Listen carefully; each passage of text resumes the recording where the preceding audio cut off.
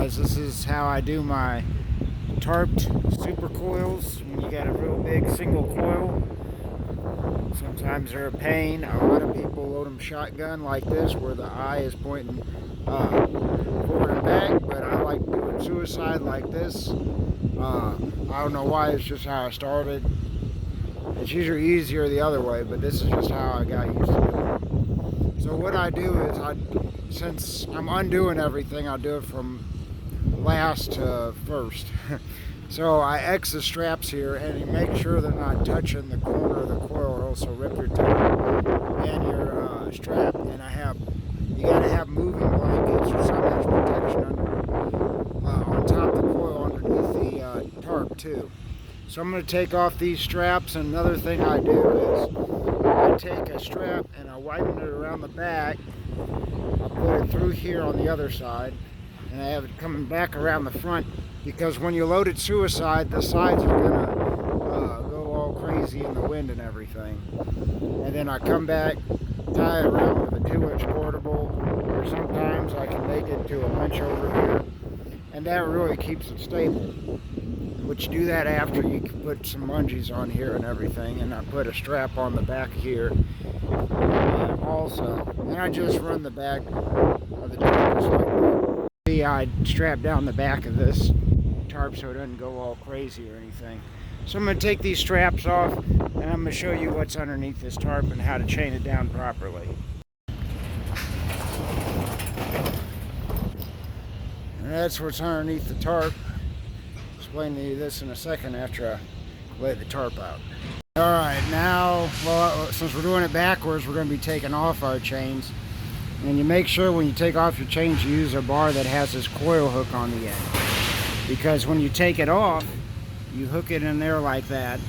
And then when you take it off, it just comes right out of it, as opposed to if you just have a hollow bar, your bar's going to go whoosh, flying with it.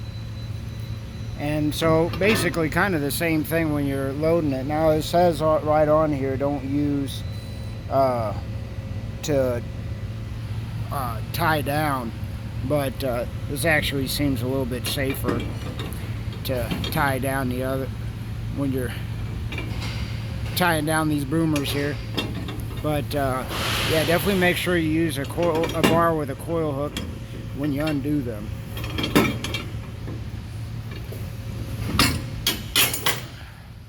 See, it just flies out of there, whereas opposed to if I was using my hollow bar, that would rip my arm off. But anyway, you put a bunch of chains, make sure you got one in the middle, and you got even on both sides.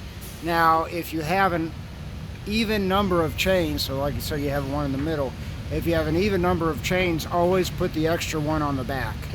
And what you want to do is you want to put the one on the very back a little bit farther than the one you put on the front. See, the one on the back is up to this spool, the one on the front is up to here, because when you're going to slam on your brakes a lot harder than you're going to accelerate. So you want a little bit extra stuff pulling it back for when you slam on your brakes, and don't want this thing rolling forward.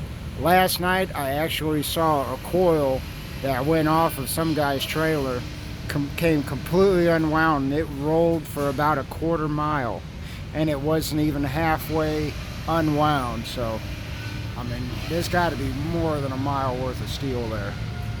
But anyway, yeah, so like I said, when you load it, put your chains through the eye here, and there's a couple different ways you could do it. You could go around 2 spools.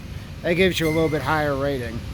You could go around 1 spool, which I like to do, and then hook it, because then, I did a video of it before, won't go over it all over again, but you could just add 1 link from here to here, and it'll just make it a half a link tighter because of mechanical advantage.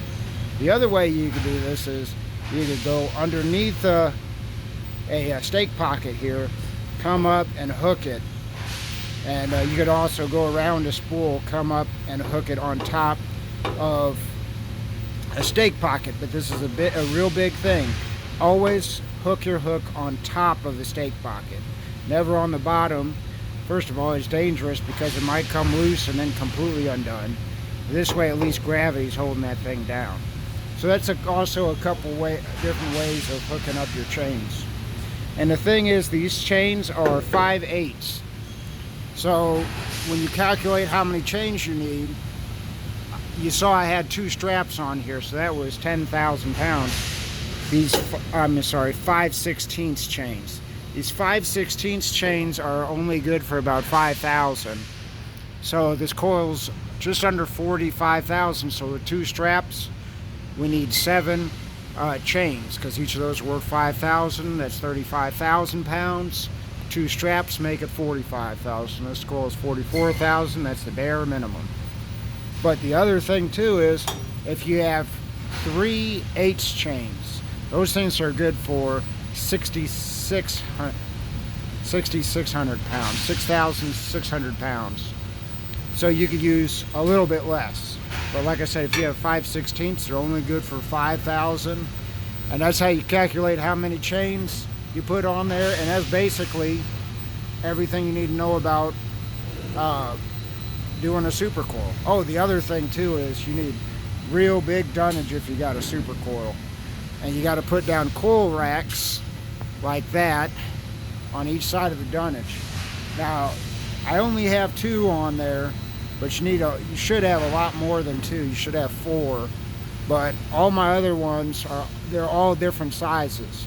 So I'd recommend on your coil rack to have 4 in a row that's all the same size.